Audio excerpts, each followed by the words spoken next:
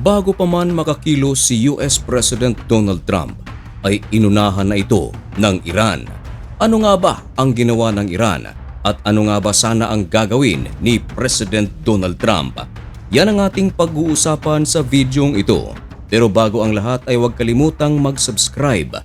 Samahan mo na rin ng like ang videong ito at i-click ang notification bell. Napakalaki kasing tulong yan para sa aming mga content creators.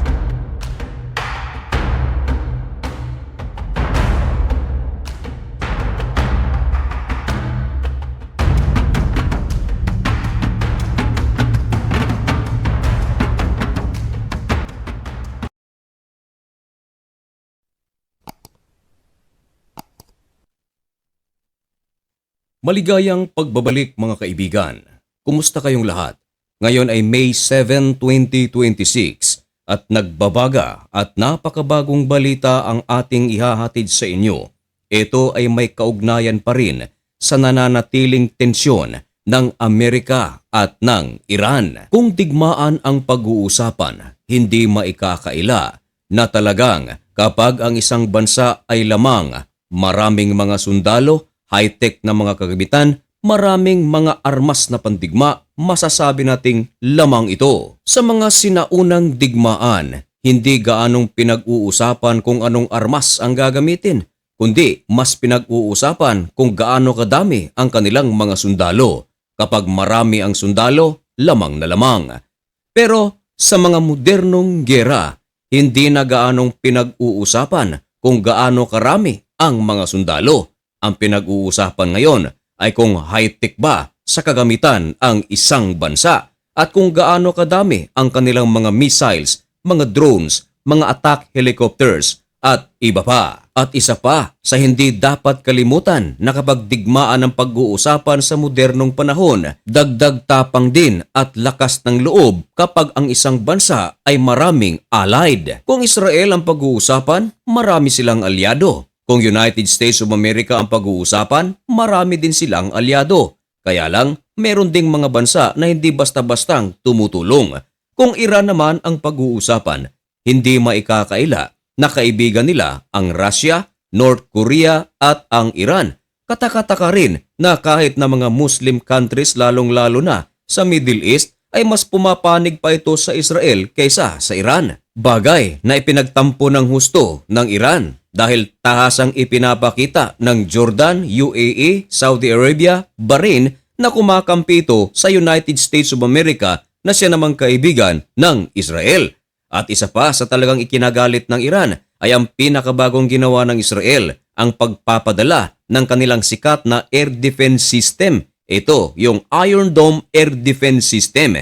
Ipinuwesto ito sa mga disyertong bahagi ng UAE upang tulungang i-intercept lahat ng mga gagawing pag-atake ng Iran. At ngayon na namamayagpag ang ceasefire sa pagitan ng Amerika at ng Iran, marami ang mga nagsasabi na ang magkabilang panig ginagamit ang ceasefire na ito upang mag-ipon ng lakas, magkumpuni ng kung anuman ang dapat ayusin, maglikom ng pondo at humanap ng mga alyado. At isa sa mga pinag-uusapan ngayon mga kaibigan, ang Iran at Amerika kapwa nagmamadali sa China. Oo mga kaibigan, tama ang inyong narinig. Nitong parating na linggo ay nakatakda na si US President Donald Trump ay bumisita sa Beijing upang katagpuin ang pinakamataas na pinuno nito na si Xi Jinping. Pero sa hindi inaasahang pagkakataon, biglang lumipad patungong China ang Foreign Minister ng Iran na si Abbas Araghchi. Kahapon yan nangyari, May 6, 2026 at kinatagpo nito ang top diplomat ng China. Ngayon, ano naman ang meron dito? Hindi ba't magkaibigan naman ang China at ang Iran? Ano namang pakialam ng United States of America kung sakaling magharap ang Iran at ang China? Well, malaking bagay ito mga kaibigan sapagkat wala naman sanang schedule ang Iran sa linggong ito na pumunta sa China. Kumbaga, biglaan ang pagpunta ni Abbas Araghchi sa China bago pa man makarating si President Donald Trump sa bansang ito. Marami ang mga nagsasabi na isa itong estratehiya ng Iran upang manatili ang kanilang pagkakaibigan sa China.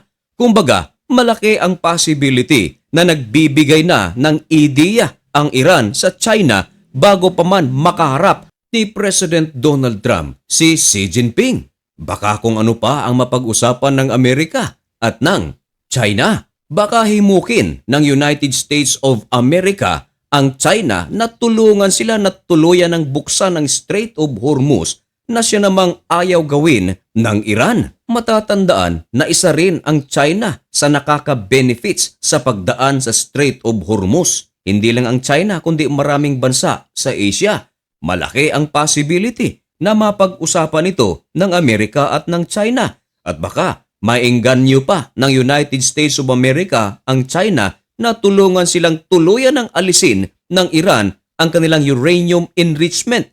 Nang sa ganon, hindi na makapagsagawa ng nuclear weapon itong Iran. Ang world leaders at mga news agencies sa iba't ibang bahagi ng mundo ay nakatutok sa gagawing pag-uusap ni President Donald Trump at ni Xi Jinping dahil ang dalawang bansang ito ay rival kung ekonomiya ang pag-uusapan at sa kanilang depensa. Pero hindi pa man nagkakaharap si US President Donald Trump at si Xi Jinping.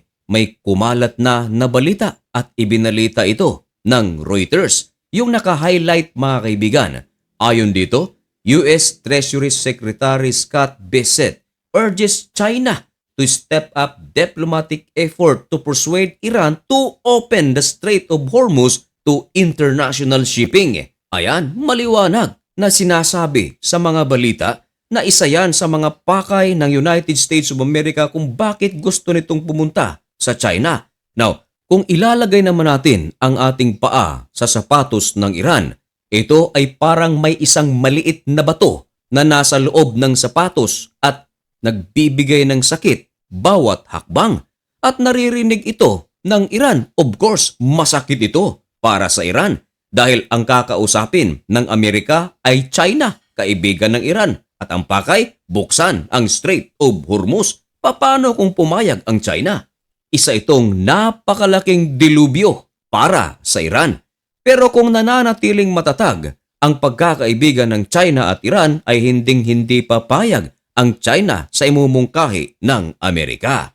At mga kaibigan, kung anuman ang magiging resulta ng pag-uusap ng Amerika at China, yan ay isa sa ating mga tututukan dito lang sa channel na ito. Kaya kung nais mong maging updated at kung gusto mo ang ganitong mga contents at baka naman bago ka lang sa channel na ito, ay baka pwedeng makahingi ng kaunting pabor. I-subscribe mo na ang napakaliit na channel na ito. Hanggang dito na lamang muna ang video ito. May God bless you and thank you so much for watching. Goodbye.